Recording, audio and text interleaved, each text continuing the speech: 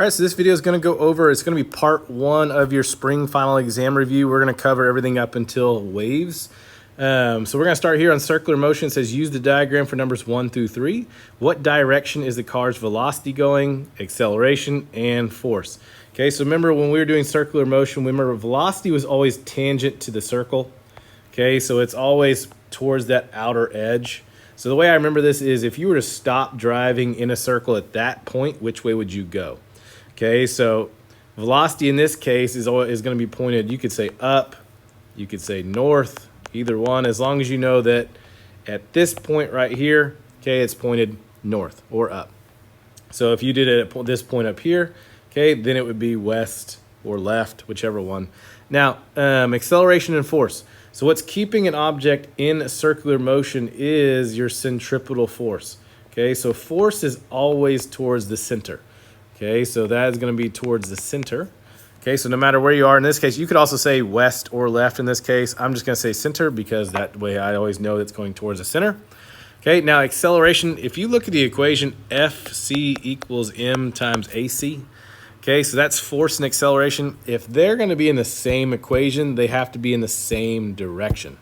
Okay, so that means if force is towards the center, that means acceleration has to go towards the center as well.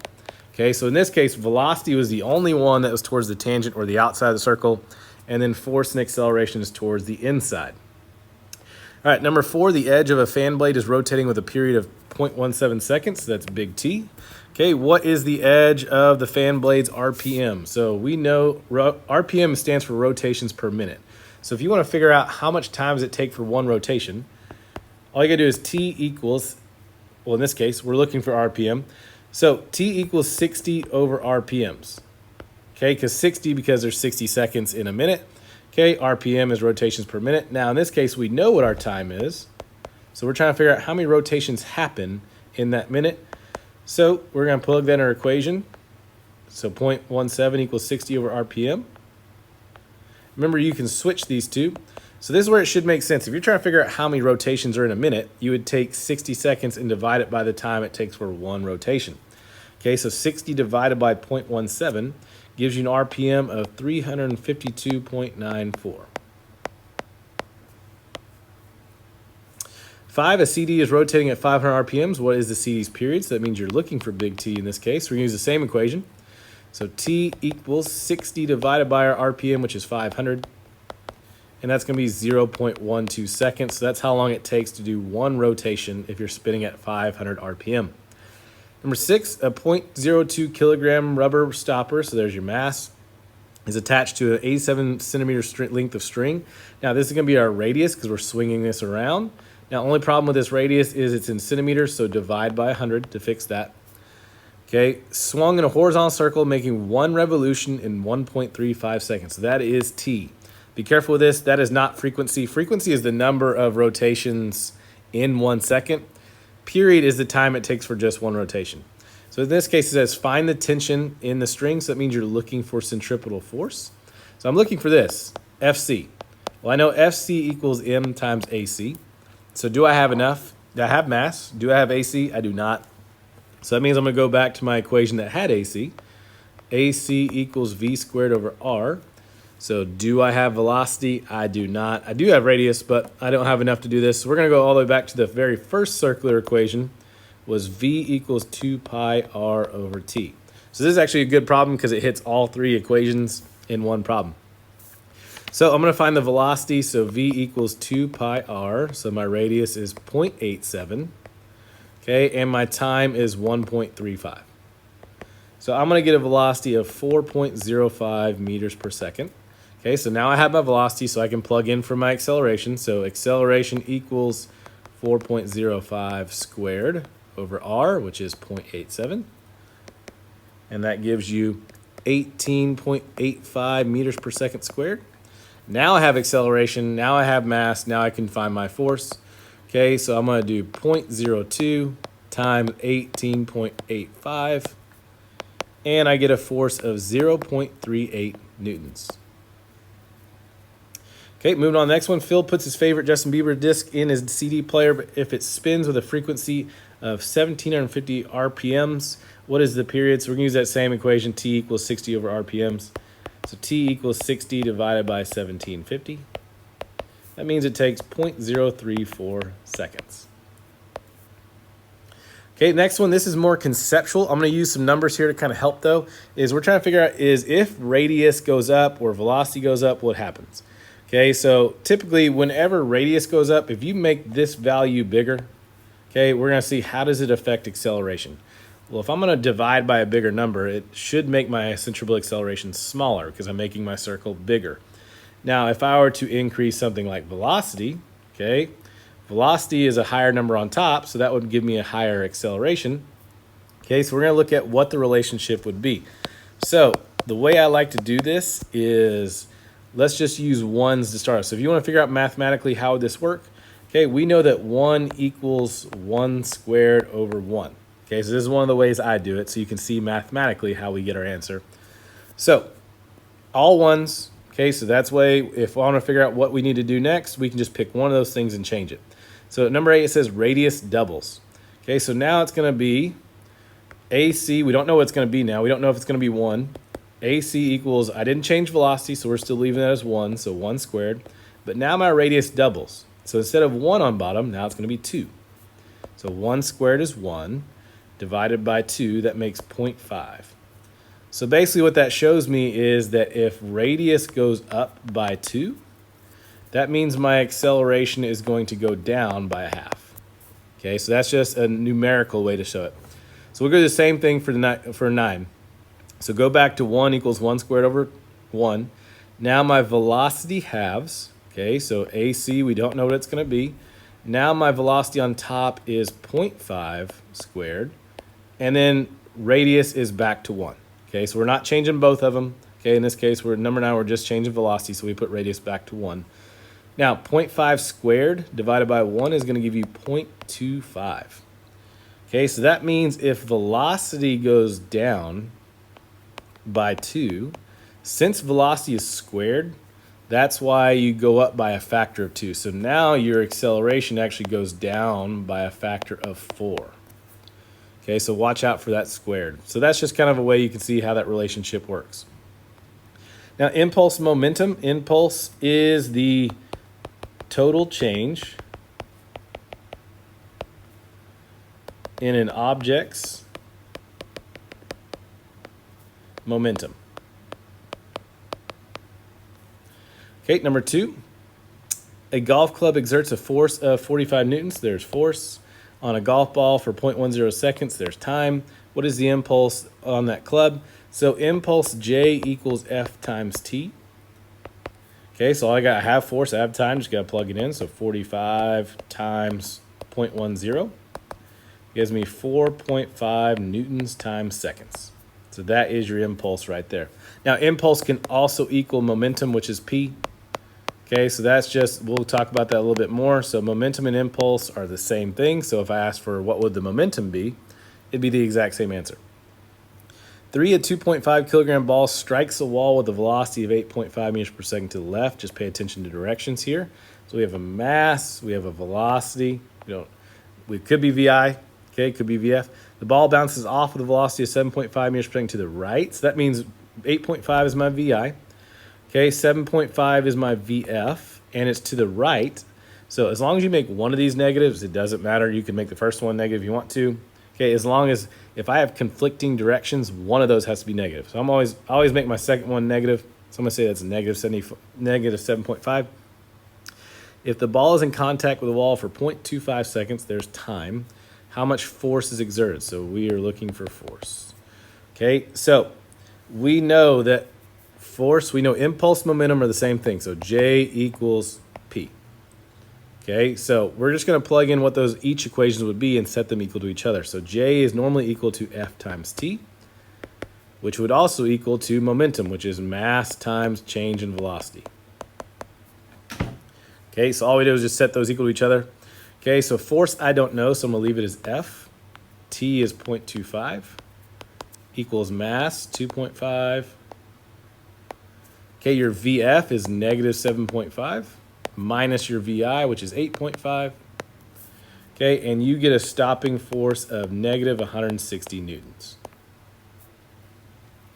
Number 4, the law of conservation, the conservation of momentum states. So basically that means momentum before equals momentum after. Okay, so that is total momentum. Okay, you can have individual momentums change up, but total momentum before has to equal the total after. So typically that's when we see like two objects. So this is where you see like your M1 V1 initial plus M2 V2 initial equals M1 V1 final plus M2 V2 final. Now those individual ones can change all they want, but when you add up both the totals on the left side and the right side, they should be the same. Okay, so number 5, explain in terms of variables the impulse momentum theorem, how padded mats protect wrestlers and gymnasts from injury. Okay, if impulse is your time, is your basically your stopping, so you're going to stop no matter what, and we know impulse equals force times time. Okay, so I want to figure out how can I decrease that force. If J doesn't change, it's always going to be stopping. What can I do to decrease that force? So that means if time goes up, force has to go down. Okay, so those are inverse relationships. Okay, so if you increase that time, force has to go down. So that's why when you land it on a padded mat, it takes you longer time to stop. So therefore that force is a lot less, so less prone to injury. So number 6 is kind of the same problem as like, why would you rather jump on relaxed legs, like bent knees, versus locked out? Okay, if your knees are locked, okay, what happens is the time it takes to stop is very small. So time goes down. That means force goes up. So that means more risk for injury. Now, if you land on bent knees where you kind of land like a spring, what happens is your time goes up, which makes your force go down. Okay, so a lot less risk for injury there. Number 7, a bug hits a windshield. The force exerted on the bug is greater than the force exerted on the car. Okay, this would be false because they're both going to experience the same force. Now, the bug's not going to like it because it's going to lose, okay, just because the structural integrity of a bug versus a car is nowhere near the same. So they both experience the exact same force, but the bug is going to lose that battle because it can't handle such force. Number 8, the bug hits a windshield. The change in velocity on each is exactly the same. Well, we know that's not true because you get a bug going one way and now all of a sudden it's splattered and going the opposite way. So this is going to be false. Okay, so the car would experience some change in velocity because we know total change in momentum, there has to be something that gives there. Okay, so the car is getting some sort of resistance from the bug. Now it's very, very, very, very, very, very minimal. Okay, where you're not going to notice a difference, but there actually would be a very minute change. Now, number 9, a bug hits a windshield. The total momentum before and after the collision is the same. This would be true. Okay, so no matter what their individual momentums were before and after, okay, their total before and after will always stay the same. Number 10, a cement truck has a mass of 1.5 times 10 to the 4th. That should be 10 to the 4th. That's a typo. Okay, so there's your mass. Is moving at 60 meters per second. There's your velocity. What is the momentum? Well, we know P equals M times V. So mass of 1.5 times 10 to the 4th times my velocity, which is 60. And I get 900,000. My units are kilograms times meters per second. So there's your answer there. Okay, number 11, a 0.5 kilogram baseball, so there's a mass, is moving at 26 meters per second. There's a velocity, we don't know which one it is yet. Is slowed to a stop. All right, so VI means, so 26 is VI. We're coming to a stop, so there's your VF, which is 0. Who exerts a force of negative 309 newtons, so there's your force. How long does it take? That means you're looking for time. Okay, so you got a lot going on here. You got mass, velocities, force, time. Okay, so we actually just did a problem where it was F times T equals M times VF minus VI. So my force would be negative 390. Okay, time we don't know. Mass is 0.15. VF minus VI, so VF would be 0 minus your VI, which is 26. Okay, so solve the right side, divide by 0.39 on the left, and you should get a time of 0.01 seconds. Okay, name 3 conserved quantities in physics. Okay, so there's 3 that can be conserved as mass, means we're not going to lose mass in the system. Okay, and you got momentum, so that would be your total momentum before and after, and energy. Okay, so whatever total energy you had before is going to be the exact same total energy after. Now, individuals can change, but totals stay the same. 13, two skaters are initially at rest. They push off against each other, so they move in opposite directions. How much total momentum do they have after pushing off? All right, so we know they're both at rest. So that means their total before had to be 0. Okay, and we know that total momentum before has to be equal to total momentum after. So that means technically you have 0 momentum total after. Now, the reason why that happens is when you have a skater pushing off, so this case, on the left side, your initial means they're not moving. Okay, so that's why it's 0 on the left side. Now, the reason why it's 0 on the right side after would be because one skater is going this way and one skater is going this way. Okay, so when you take a positive and a negative and put those together, they're going to cancel each other out. So their individual momentums, they do have individual momentums, but their total momentum stays the same. So that's how that one works. Number 14, a 65 kilogram ice skater moving towards the right with a velocity of 2.5 meters per second throws a 0.15 kilogram snowball to the right with a velocity of 32 meters per second.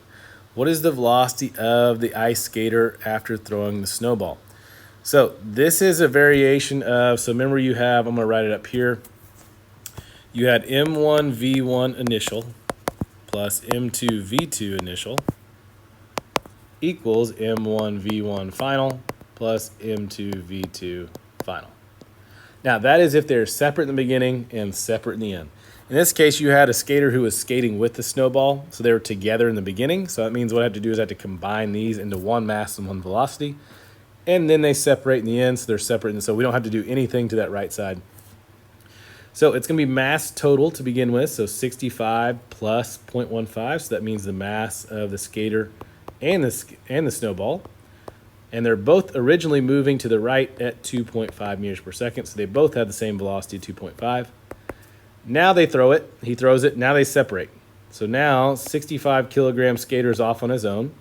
We don't know how fast they're going. So that means we're looking for that whole V1F right here. Plus, and now the snowball is off on its own, so 0.15, and it's moving at 32 meters per second. Okay, so that what we're doing is we're looking for V1F now. So solve the left side. Okay, get V1F by itself. I'm not going to go through the math of that one, but you should get a V final of 2.43 meters per second. And since it's positive, that means it's going to the right. Now 15 was a little tricky because, and we'll go over in a second, is a 65 kilogram ice skater moving to the right with a velocity of 2.5 meters per second throws a 0.15 kilogram snowball to the right with a velocity of 32 meters per second. So basically same scenario, but now we have a second skater who's sitting still, and we want to know what is the velocity of that second skater once they're hit with the ball. So really this whole first part right here doesn't have anything to do with it because you have two things that are separate in the beginning. So now you're going to have an M1 V1 initial plus M2 V2 initial, and now they're going to join and combine in the end. So now it's an M total V final in the end. So we have a 65 kilogram skater sitting there doing nothing. So 65 kilogram skater sitting there at rest, so the velocity is 0. And then you have a 0.15 kilogram snowball coming in at 32 meters per second. Now the snowball hits the skater, they combine. So now they have a mass of 65.15. And now we're looking, what is the velocity of the skater now, or both of them? And so what's going to happen now is that now that skater went from being still to now having a velocity of 0.074 meters per second. And since it's positive, that means it's to the right. Number 16, after being struck by a bowling ball, a 1.5 kilogram bowling pin slides to the right, 3 meters per second, and collides head-on with another 1.5 kilogram pin that's initially at rest. What is the final velocity of the second pin if the first pin is moving at 0.5 meters per second to the right after the collision? So in bowling, we know that the pins weren't together in the beginning and they're not going to be together in the end. So this means they're separate in the beginning and separate in the end. So that means you're going to go back up to use our original equation right up here. Okay, so M1 V1 initial. Okay, so I've got mass 1 is 1.5. Okay, it's coming in at 3 meters per second to the right. So 3.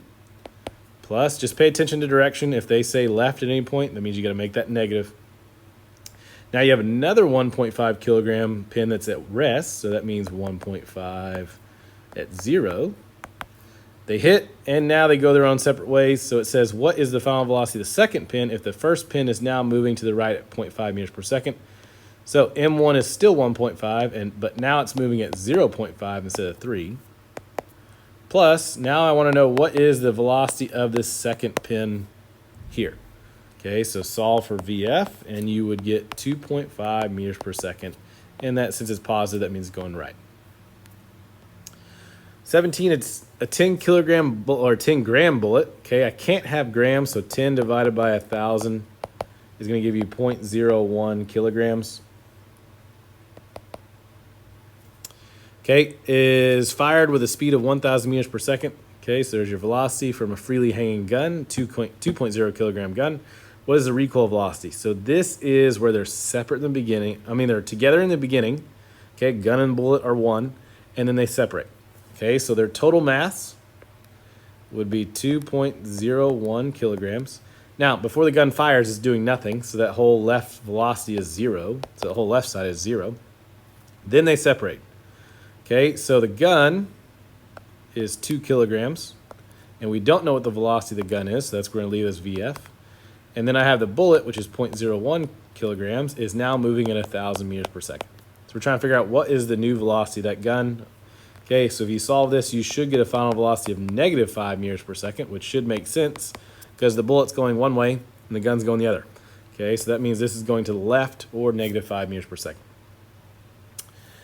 Use the graph and information for the following questions. A 3 kilogram stack, Mr. Hebron's old stale jokes. There's mass, is moving along a frictionless surface at 5.0 meters per second. There is VI. Okay, so now we're actually looking at how much impulse. We're using graphs now. So J equals P, so impulse and momentum are the same thing, and they both equal the area under a curve. Okay, so remember, if you want to find the area of a triangle, it's 1/2 base times height. If you want to find the area of a square, that's base times height. So I'm going to go ahead and do is I'm going to separate this out. Okay, so I'm going to do a square here. I'm going to draw a line down here. I'm going to separate that in a triangle and a square. And then I'm going to leave that whole big triangle alone. Okay, so my first square, 1 times 4 is 4. Next one is 1 times 4 is 4. Be careful with this. Do not say 2 times 4. Okay, be careful with your base. Okay, that is not 8. It's just 4. Okay, your triangle, also be careful with this. Your base is still 1 and your height's 4. Just because it ends at 8 doesn't mean it has a height of 8. It started at 4 and ended at 8. So 1 times 4 is 4. Half that, that'd be 2. Now this triangle here goes from 2 to 5. So 3 times 8 is 24, and it's a triangle. Don't forget to half it, so that's 12. Now, how much impulse is given to the stack of jokes in the first 2 seconds? So I'd add everything up in the first 2 seconds. So 4 plus 4 plus 2 gives me 10 newtons per second. There's your answer. Now, how much does it change its momentum? So remember we said J equals P. Okay, so impulse momentum are the same thing. So that means it would still be 10 newtons times seconds. The whole purpose of asking that is to take you into this part right here. If you're trying to find velocity, remember momentum equals mass times VF minus VI. Okay, impulse is J equals F times T. So if you're looking for velocity and you're like, well, I have impulse, but I don't know where V is. Okay, remember J equals P and P equals M times VF minus VI. So my momentum after 2 seconds is still 10, so there's your P. Your mass, we read up there at the beginning, was 3 kilograms. VF, we don't know. And you had an original velocity of 5 meters per second. Okay, divide both sides by 3 and then add 5 to the other side. And you should get a final velocity of 8.33 meters per second. Now, work and energy. A child moving at a constant velocity carries a 2 Newton ice cream cone at a constant 1 meter height above the level surface. What is the work being done? In order for work to be done, work equals force times distance. Force and distance have to be in the same direction. In this case, what you're doing is you're holding a cone up with a force this way, and the kid is actually walking this way. So your force and distance are perpendicular, so not even in the same plane. So in this case, you would have 0 joules of work. Number 2, what type of energy form increases as a pencil is falling from a desk? So remember, you got 2 types. You have kinetic energy, which deals with velocity. So the faster you're going, the more kinetic energy you have. And then you have potential energy, which is based off height. So the more height you have, the more potential energy you have. Then you actually have mechanical energy, which is just both potential and kinetic combined. So for now, we'll just worry about that. So if you're falling from a desk, that means your velocity is going up. Okay, so that means kinetic energy would be your answer there. Now, if you were setting something up on a desk, moving it higher, then your potential energy would go up. Number 3,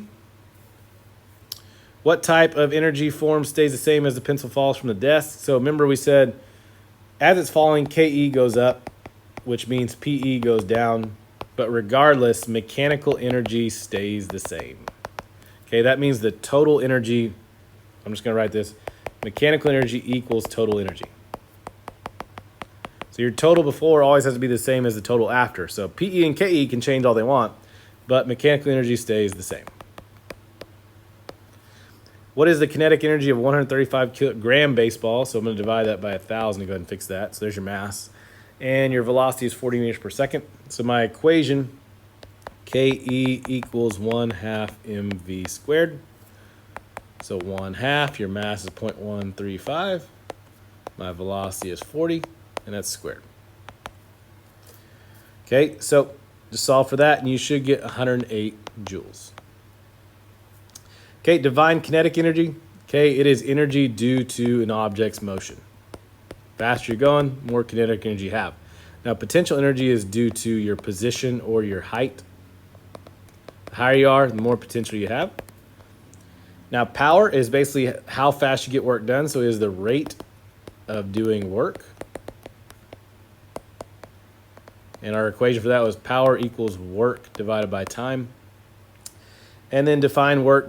Work is basically a change in energy. Okay, so typically we see work equals force times distance. Okay, so that's applying a force over a distance. It can also be mass times gravity equals distance because force, it can also be a weight. Number 9, the law of conservation of energy states that the total amount of energy in a closed system stays the same. Total, key there is total. An 8 kilogram bag of oranges drops a distance of 12 meters. What is the kinetic energy of the bag just before it strikes the ground? So when you're holding this bag up, you have two types of energy. You have PE plus KE. And then when it hits the ground, you have two types of energy, PE plus KE. Okay, the way I remember this to do this is every time they deal with different heights, I'm just always going to do total conservation of energy. So when you're holding that bag up, it's not moving, so kinetic energy is out the door. So original kinetic energy is 0. Now, when it hits the ground, that means potential energy goes to 0. So basically, we're saying PE equals KE. So MGH equals 1/2 mv squared. Now, realistically, since mass is on both sides, it really doesn't matter. You could take it out, you could plug it in, you're going to get the exact same answer. So if we don't give you a mass, it really doesn't matter since mass is on both sides. That is the only time you can take mass out is if it's on both sides of the equal sign. So you can honestly just take this away. So you could do gravity, which is 9.8, times your height, which is 12, equals 1/2 v squared. Now in this case, it wants to know what would just be the kinetic energy. So in this case, potential energy at the top is going to equal kinetic energy at the bottom. So 9.8 times 12 in this case, okay, is going to give you 94.8 joules. In this case, I'm going to keep that mass in. So what we're going to do is we're just going to keep mass in there. Just kind of, if you want to do mass that way, you don't have to. Okay. But I'm going to keep that mass in. So mass times gravity times height, 8. Okay. So in this case, the reason why I'm doing this is because if I'm looking for just kinetic energy and I'm not solving for V, if I was solving for V, then I could leave mass out. But I want to know how much kinetic energy there is. I'm going to do mass times gravity times height. So this comes out to actually be 940.8 joules. Okay, so sorry for the confusion there. I kind of got ahead of myself. I was trying to solve for velocity. So if I were to keep doing this, so if I did, let's just say I took mass out and I'm looking for velocity, okay, you could get rid of this KE right here. And you could set it equal to 1/2 v squared. And you could solve for V, and you should get a velocity of 15.34 meters per second. Okay, so that's if you were looking for velocity, mass wouldn't matter. Okay, but since we're looking for total energy, we kept that mass in. So this is technically your answer right here. Number 11, a motor uses 300,000 joules of energy. Okay, so there's energy right there. We don't know which one yet. in 1 minute. There's time. Well, I'm going to go ahead and say it's 60 seconds. Minutes doesn't do me any good. As a 750 kilogram car accelerates, there's a mass. At a constant rate from rest, there's VI. Calculate the car's final velocity, so it means you're looking for VF. Okay, so we know work equals change in kinetic energy. Okay, so they can say equals 1/2 mv final squared minus 1/2 mv initial squared. Okay, so when I remember to do this is anytime they mention different velocities, I'm usually using anything that has two velocities in it. So my work I already know. We already did 300,000 joules of energy. So 300,000 equals 1/2 mvf squared. So 1/2, my mass is 750. My VF I don't know, so we're going to leave it as VF squared. Now, good news about this, since you started from rest, this whole VI side goes to 0, so you can just get rid of that. So divide both sides by 375, and then don't forget to square root, and you get a final velocity of 28.28 meters per second. Now, same problem here is because if you're wondering where the heck did the time go, now it wants to know power. So power is work divided by time. So work is 300,000. Your time is 60 seconds. That gives you 5,000 watts of power. So there's one answer. Now I wanted it in horsepower as well. So remember, 1 horsepower equals 746 watts. So what I'm gonna do is I would divide that 5,000 by 746 and you get 6.7 horsepower.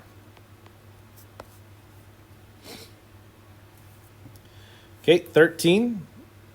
A ball is rolling at a speed of 20 meters per second at the top of a 10-meter high hill. If it continues to roll without losing any energy due to friction, what speed will it have when it reaches the top of a 20-meter high hill? Okay, so what's going to happen here is, let's going to draw this out. So we're going to say a ball is rolling at a 10-meter hill, and then it goes up to a 20. So here's the ball. This is 10 meters. This is 20 meters. So this is mentioning two different heights. So whenever I see two different heights, remember I like to do the whole PE plus KE equals PE plus KE. Now, I do have height in the beginning, so I can't mark off that one. So potential mass times gravity times height. So if you see this problem, there's no mass given in the problem. So remember he said if there's mass in both sides, it really doesn't matter. So potential energy, okay, which is going to be mass times gravity times height. In this case, it's just going to be gravity times height. So 9.8 times 10 plus KE equals 1/2 mv squared. We can take the m out. So 1/2, my velocity was 20 at that 10-meter high hill.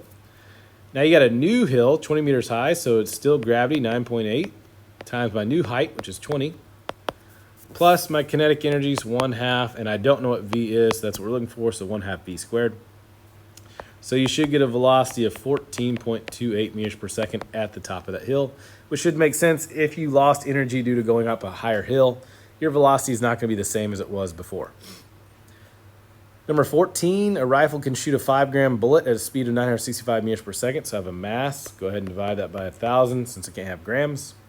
Calculate the kinetic energy of the bullet, okay, as it leaves the rifle. So KE equals 1/2 mv squared. So my mass is 0.005. My velocity is 965, and that is squared. So I get a kinetic energy of 2,328.06 joules. Now, same problem. Okay, we want to know how high does it actually go. So that means when it leaves the gun, it's purely kinetic right here. There's no potential energy, it's just kinetic, which means my mechanical energy would be the same.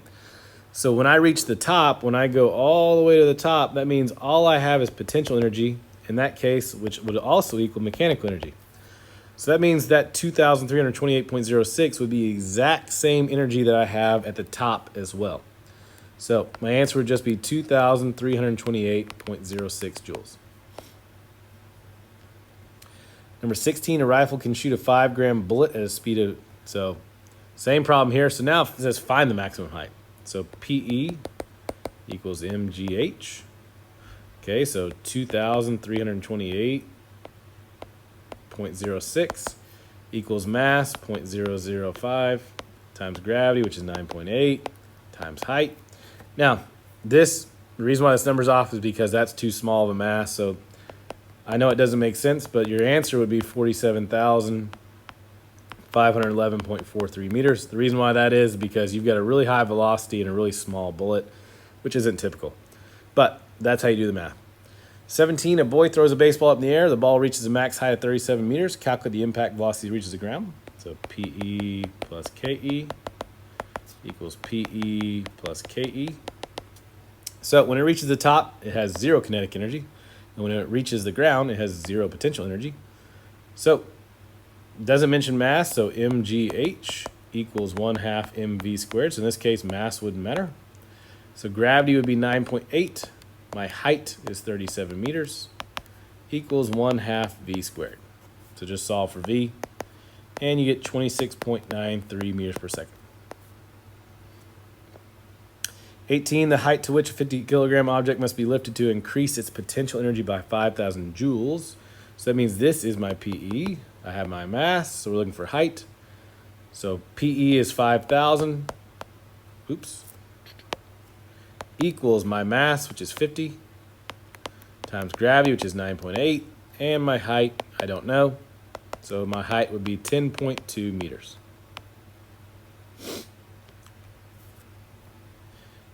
Let's see, number 19, a 27.44 Newton bowling ball is lifted to a height and given a potential energy of 22.4 joules. There's PE.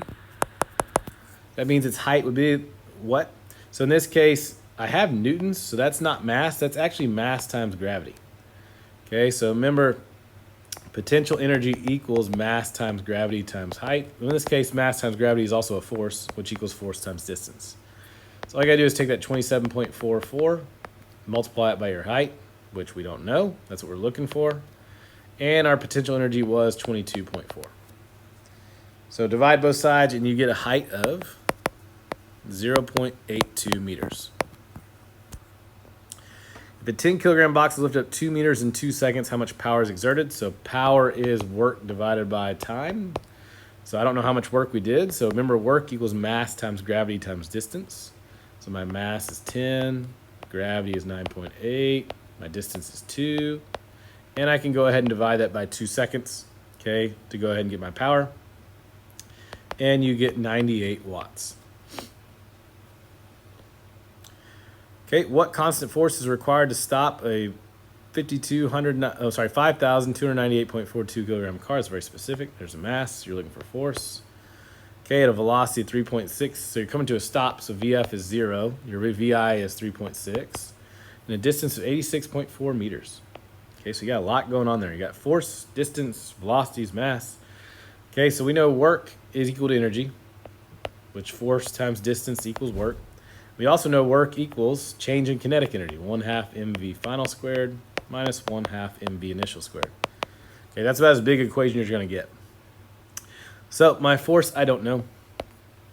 Okay, my distance is 86.4 equals 1/2.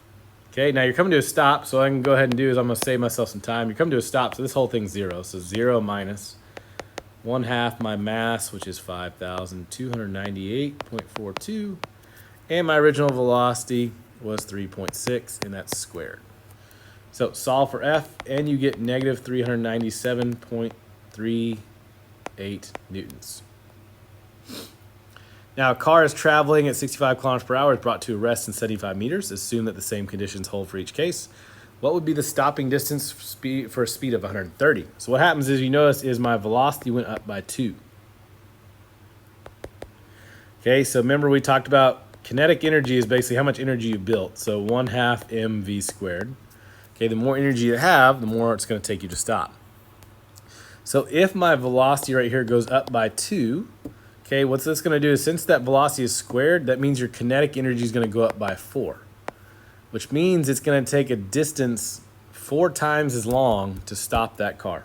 So if velocity goes up by 2, that means my stopping distance actually goes up by 4. So that's something you got to think about when you're driving.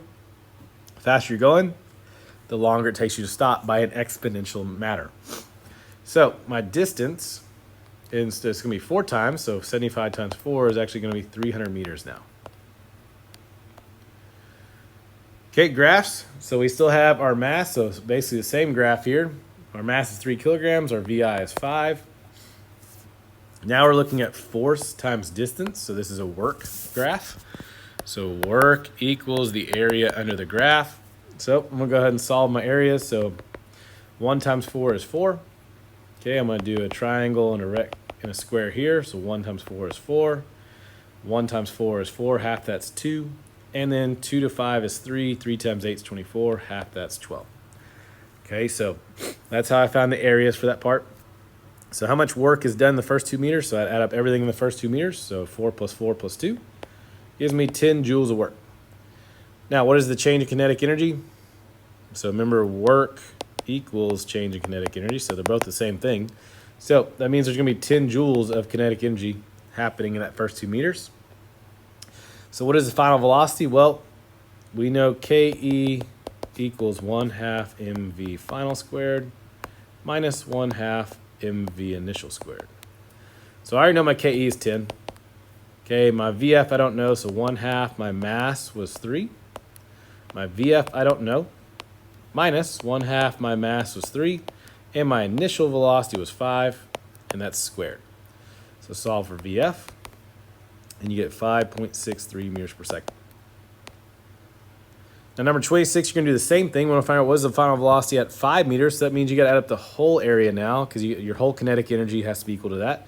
So 4 plus 4 plus 2 plus 12 gives me a kinetic energy of 22. You're going to set it equal to the same thing. So 1/2 times 3 VF, I don't know, minus 1/2 times 3, and my original velocity was 5 squared. So we get a final velocity of 6.30 meters per second. And that will end part 1 of that video.